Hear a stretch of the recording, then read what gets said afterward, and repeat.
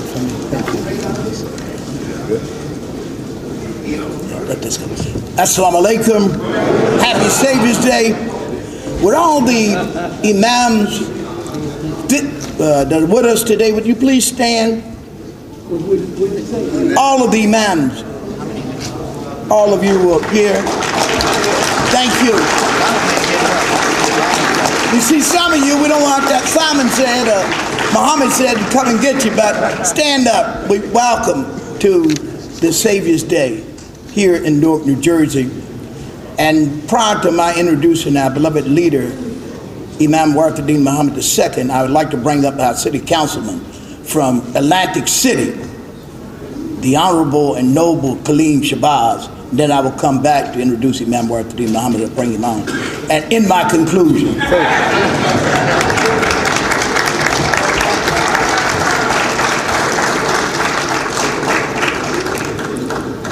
thank you, Brother Imam. I'm only going to make one conclusion, y'all. Let me say that I am excited and honored and privileged to stand before you on this Savior's Day and to be on the stage with these distinguished and honorable brothers and sisters. I'm going to take about 2 minutes and then I'm going to sit down because I want to hear from the Imam as everyone else does. Brothers and sisters, let me say this, that we have been prepared for the day and time that we are living in for a long time. Those of us who listen or follow the teachings of W.D. Muhammad, our leader. And I'm not going to make a political speech, but I will tell you that the political condition that we're in now cries out for Islamic leadership.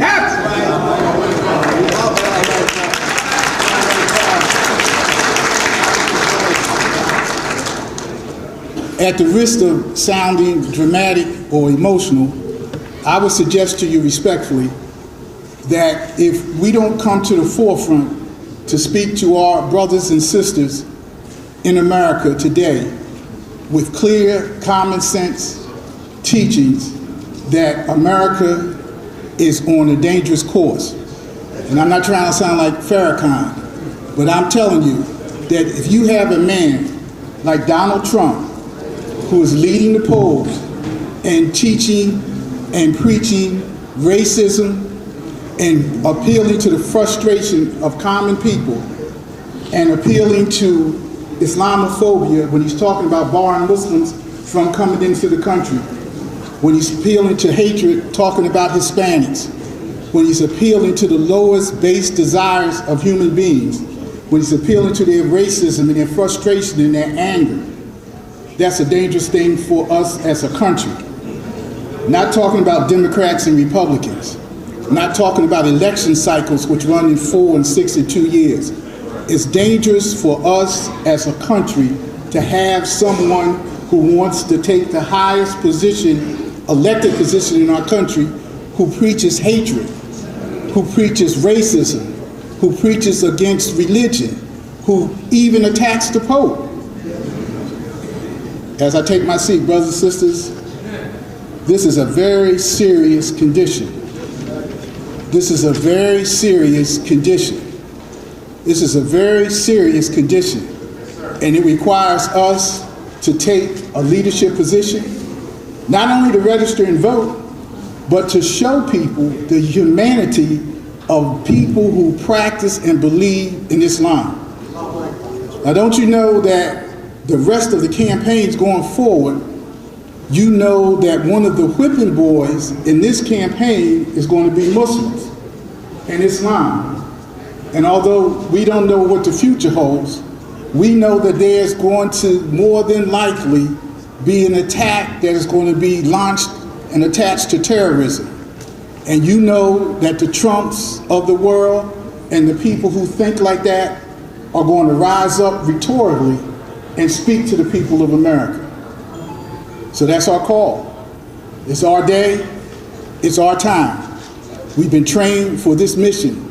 So let me just say on this Savior's Day that this is not and end, this is a beginning to what we have to do in 2016. We have to be that moral force in America that speaks to the true essence of what America is about, but more than that, what human beings are about. We have to do that, whether you're a Democrat or a Republican, whether you're independent. If you are a Muslim today, we have to stand up and speak truth to our people. And when I say our people, I mean everybody. Because you can see there's a void and there's a gap in our country.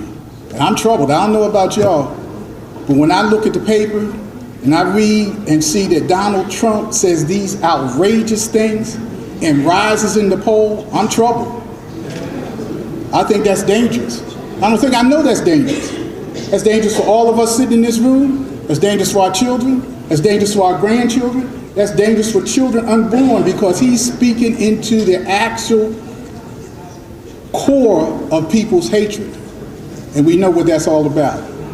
So I want to thank Imam for letting me come up here and the organizers. And this is my one conclusion as I take my seat. May Allah bless us. May He bless us all.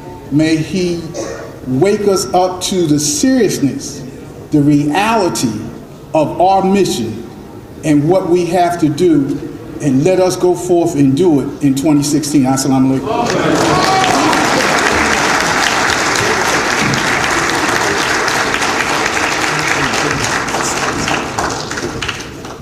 Is that good? Good. Thank you.